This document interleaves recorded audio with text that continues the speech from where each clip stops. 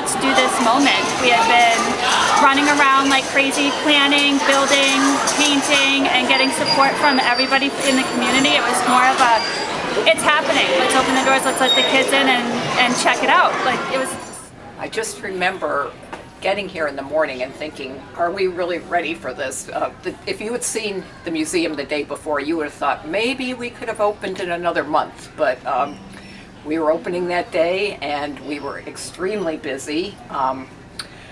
And I just remember also feeling so proud of the staff because it was a huge accomplishment, and you know, the museum looked just absolutely wonderful.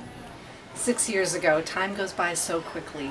I have a hard time believing that it's been that long. I remember that day vividly because we'd been working so long and so hard to create this new museum. After a 10-year search for a new location and all of the drama involved in packing up our belongings and leaving our home in Portsmouth and coming to Dover, that it was just amazing. We were finally here and finally at the finish line, and we were opening this amazing new museum that we worked so hard to imagine and to build over the years. Just kind of getting through that day and getting the museum opened and dealing with what was going to happen, because it was all kind of an unknown. And then the other way I look at it is that it was a culmination of a 10-year search for a new space and a good 2 years of hard work getting it designed, getting it built, and then opened.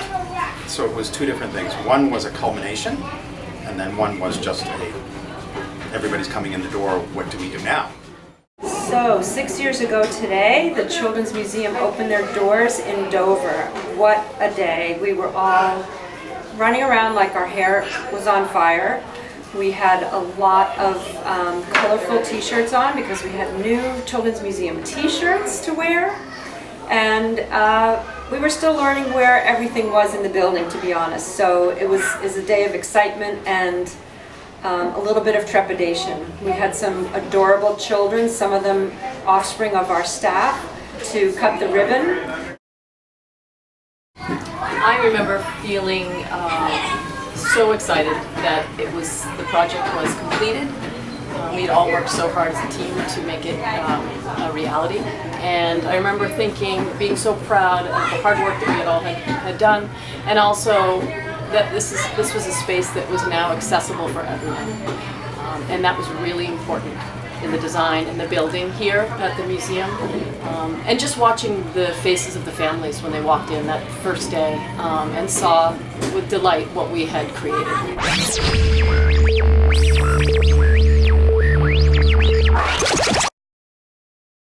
I was part of the design team for the Primary Place exhibit, our early learning exhibit for children ages 3 and under, and I remember that day anxiously watching the space, because when we were building everything, we didn't have children that age to test and see, was this too tall? Is this too rough? Does this work? Are children really going to enjoy this as much as we think they're going to enjoy this? So I spent a lot of time that day checking in that space and looking to see if parents were happy, if children were happy. And I was really pleased to see how much joy it was bringing visitors. The memory from the day was, for sure, it was barely overcast, a little bit sunny, and we had about 10 minutes before the doors opened, and the line outside went from the front door all the way up into Henry Law Park, and kids were just jumping and excited. And I just won't forget standing there, you know, being the gatekeeper, opening the door and kids running in, and that moment, families, without even checking out the museum, were buying memberships, they were thanking us for doing this, and it was just a great feeling. It was a great feeling. And then when they came through the door, watching them go to see exactly where they went first, I remember people running to the river model and turning that screw for the first time. I remember people kind of going to Build It, Fly It, and just checking that out. I think it stood out because it was so high and so big. Those are the two places I remember people kind of gravitating right away, and the yellow sub.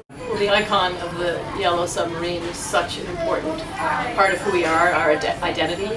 And so it was here and in a different form completely, but still we kept that whole sub piece. I remember what a busy, busy day it was, and that we closed at 5, and it took me till 7:30 to get things put back in place and to restock the shop.